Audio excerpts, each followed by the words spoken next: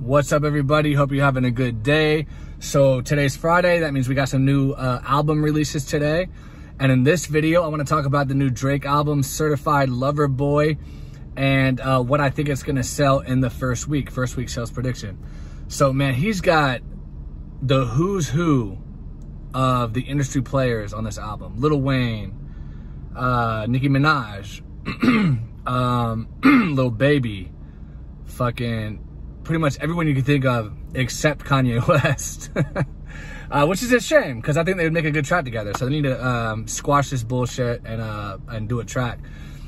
But I'm gonna be honest, man, like the rollout for this album was super strange. Like for Drake, normally he'll pump out at least 2, 3, 4 singles to hype the album up and have multiple videos before putting it out. With this one, we don't have a single, not a single.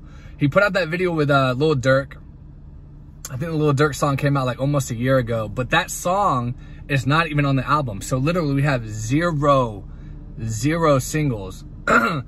So that's definitely gonna be affecting his sales, like 100%. Like there's no way around that.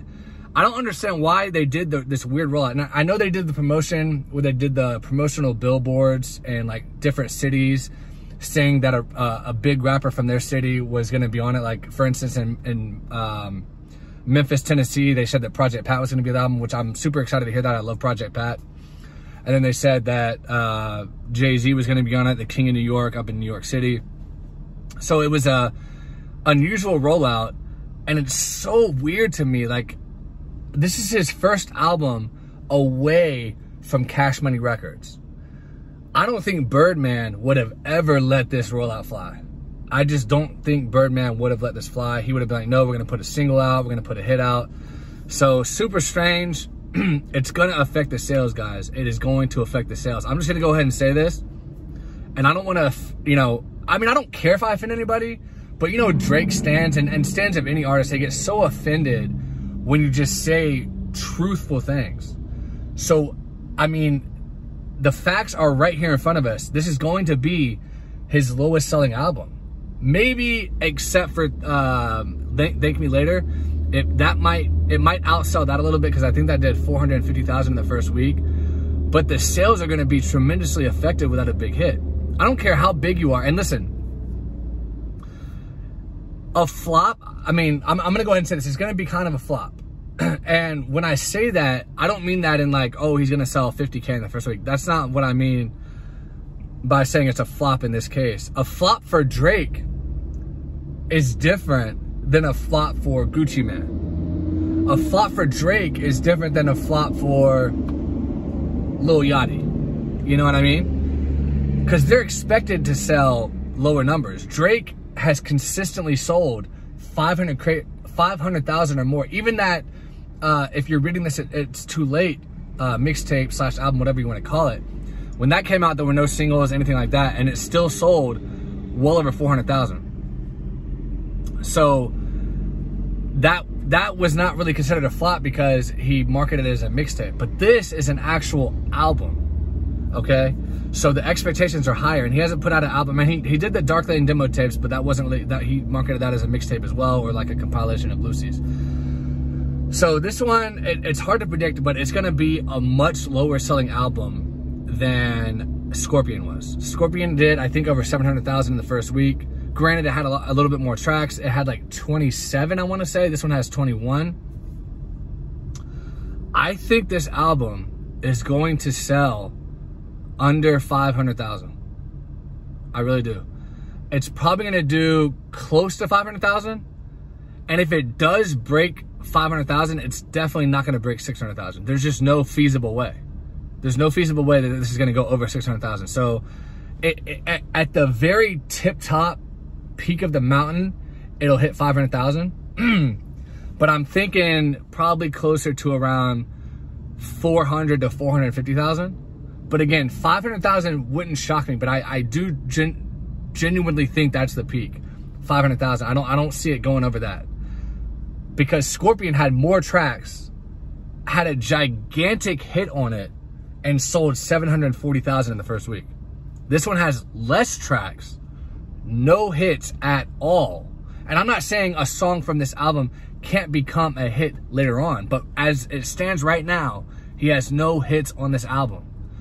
So, I mean, it's still Drake. It's still going to do fantastic numbers in the sense of compared to everyone else in the rap game. You know what I mean? But for Drake standards, it is going to be a slight disappointment. Not a disappointment in general. Don't misconstrue what I'm saying. This would not be considered a flop for anybody else. But if it only sells, let's say, 450K, that is going to be considered a flop by Drake standards. When you're talking about going from 740,000 to 450,000, that's a difference of 300,000 copies. Now, maybe this album cost less to produce, which if that's the case, maybe they'll end up making more profit out of it, because you know it does cost money to pump singles out. But think about how much those singles make. If you have a #1 hit that's all over the radio, you can gross $5 to $10 million off that one song. So he doesn't have that right now. The only grosses he's gonna have is off the album sales itself, unless obviously they'll probably push a single now that the album's released afterwards. Why do they do it this way? It makes no sense. The only thing I can think of is Drake was just lazy and didn't feel like going the extra mile for this album, or just wanted to be different. Maybe he's trying to transition into some other things. He doesn't care about sales as much anymore. I mean, that is possible. He has so much money, you know what I mean? So, like I said, guys, I'm really thinking 400 to 450, maybe 500,000. So that's my prediction. Please subscribe if you haven't. Give me a like. Let me know in the comments what you think Drake Certified Lover Boy is going to sell in the first week. And let me just say this real quick too. If you're still watching, you know, I appreciate you guys who make it to the end of the video, because very few people do. But if you're here and you care about what I have to say, I'm going to say this.